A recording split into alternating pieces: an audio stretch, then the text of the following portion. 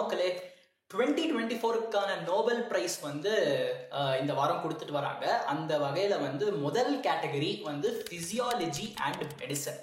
யாருக்கு அந்த பரிசு போயிருக்குன்னா, விக்டர் அண்ட் கேரி என்று சொல்லப்படுற 2 அமெரிக்கன் சயின்டிஸ்டுக்கு வந்து போயிருக்கு. இவங்க 2 பேரும் வந்து ஹார்வர்ட் மெடிக்கல் ஸ்கூல்ல ப்ரொஃபசர்ஸா இருக்காங்க.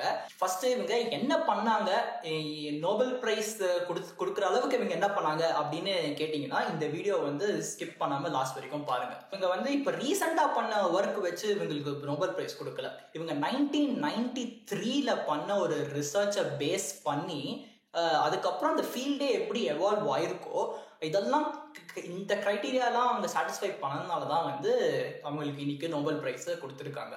மைக்ரோ ஆர்என்ஏ என்று சொல்லப்படுற ஒரு டூலை இவங்க வந்து டிஸ்கவர் பண்ணியிருக்காங்க, அதாவது கண்டுபிடிச்சிருக்காங்க.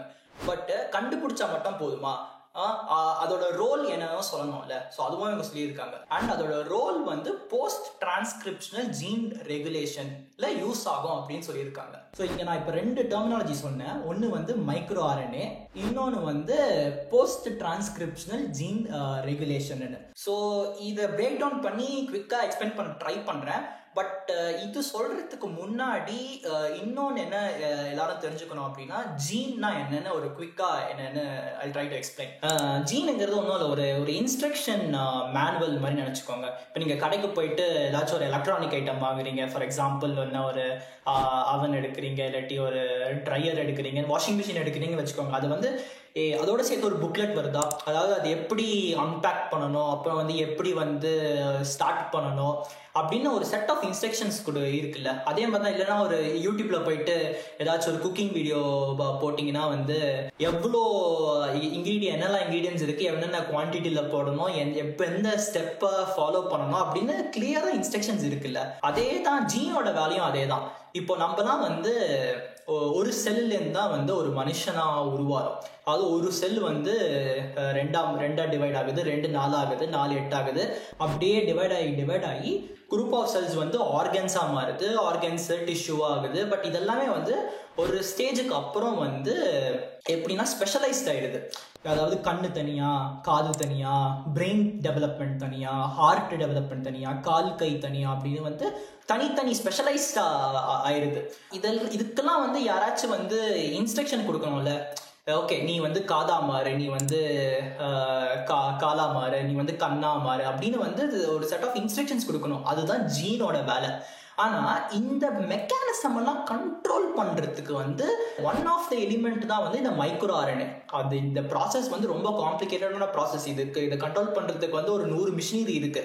ஆனா இவங்க வந்து இந்த ப்ராசஸ்ல இந்த மைக்ரோ ஆர்என்ஏங்கிற ஒரு எலிமெண்ட்டும் வந்து யூஸ் ஆகுது அப்படின்னு வந்து ப்ரூவ் பண்ணியிருக்காங்க. இதே தான் இவங்க எக்ஸாக்டா எக்ஸ்பெரிமெண்ட் பண்ணி ப்ரூவ் பண்ணாங்கன்னான்னு கேட்டீங்கன்னா கிடையாது. டோட்டலா வேற. அது வந்து 100% மாலிகுலர் பயாலஜி ஒர்க். அதை மட்டும் டீகோட் பண்ணி எக்ஸ்பிளைன் பண்ணணும்னா இன்ட்ரெஸ்டடா இருந்தீங்கன்னா கமெண்ட்ல சொல்லுங்க.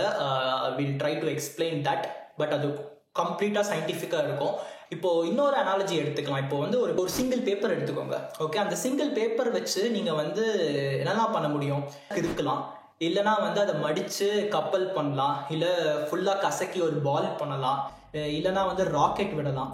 ஸோ ஒரே ஒரு எலிமெண்ட்டை வச்சு இவ்வளோ டிஃப்ரெண்ட் ஸ்பெஷலைசேஷன் பண்ண முடியுதுல்ல. அதே மாதிரி தான் வந்து நம்ம ஒரு செல்லேருந்து ஆரம்பிக்கிறோம், டிஃப்ரெண்ட்டாக செல் டைப்ஸாக டிவைட் ஆகுது, ஸ்பெஷலைசேஷன் ஆகுது. பட் இதெல்லாம் கண்ட்ரோல் பண்றதுக்கு வந்து ஒரு மிஷினரி தான் வந்து ஒரு டூல் தான் வந்து மைக்ரோ ஆர்என்ஏ. அப்புறம் மாலிகுலர் பயாலஜில வந்து ஒரு சூப்பர் இன்ட்ரெஸ்டிங்கான ஒரு கான்செப்ட் இருக்கு. அதை வச்சுதான் வந்து லாஸ்ட் ஒரு 40-50 வருஷமா வந்து ரிசர்ச் பண்ணிட்டு இருந்தாங்க. அதாவது சென்ட்ரல் டாக்மா ஆஃப் மாலிகுலர் பயாலஜின்னு சொல்லுவாங்க. ஸோ அது வந்து எப்படின்னா, எல்லா செல்லையும் டிஎன்ஏ இருக்கும். ஓகே, அந்த டிஎன்ஏவை டீகோட் பண்றதுக்கு வந்து ஒரு மெசஞ்சர் ஆர்என்ஏ அப்படின்னு எம்ஆர்என்ஏன்னு ஒன்று இருக்கும். ஸோ டிஎன்ஏ வந்து எம்ஆர்என்ஏவா கன்வெர்ட் ஆகும். எம்ஆர்என்ஏ வந்து என்ன ஆகும்னா புரோட்டீனா கன்வெர்ட் ஆகும். ஓகே, இப்போ நம்ம உடம்புல இருக்கிற எல்லா ஆக்டிவிட்டீஸ்க்கும் ப்ரோட்டீன்ஸ் ஆர் லைக் வெரி இம்பார்ட்டன்ட்ல. பட் இந்த ப்ராசஸ் பேர் தான் சென்ட்ரல் டாக்மா. இப்போ இந்த டிஎன்ஏ டு எம்ஆர்என்ஏ கன்வர்ஷன், இதுதான் நம்ம டிரான்ஸ்கிரிப்ஷன் அப்படின்னு சொல்றோம். அப்புறம் எம்ஆர்என்ஏலேருந்து புரோட்டீன் மாறுது டிரான்ஸ்லேஷன் சொல்றோம். இப்போ இவங்க வந்து நான் ஃபர்ஸ்ட் சொன்ன மாதிரி they have discovered micro RNA and role என்னன்னா post transcriptional gene regulator. So டிஎன்ஏலேருந்து எம்ஆர்என்ஏக்கு கன்வெர்ட் ஆகுது இல்லை.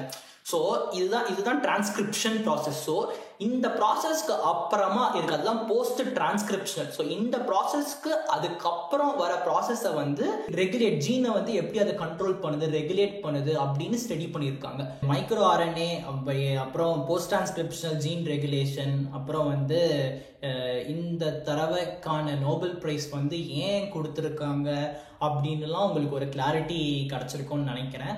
பட் இதே மாதிரி கம்மிங் டேஸில் வந்து நோபல் ப்ரைஸ் இன் ஃபிசிக்ஸில் யாருக்கு வாங்கியிருக்கா, அதுக்கப்புறம் கெமிஸ்ட்ரியில் யார் வாங்கியிருக்காங்களோ அவங்க என்ன கண்டுபிடிச்சாங்க, எதுக்காக கொடுத்தாங்களோ ஒரு ஷார்ட் வீடியோ இதே மாதிரி வரும். ஸோ ஸ்டே டியூன்ட், அடுத்த வீடியோவில் பார்க்கலாம்.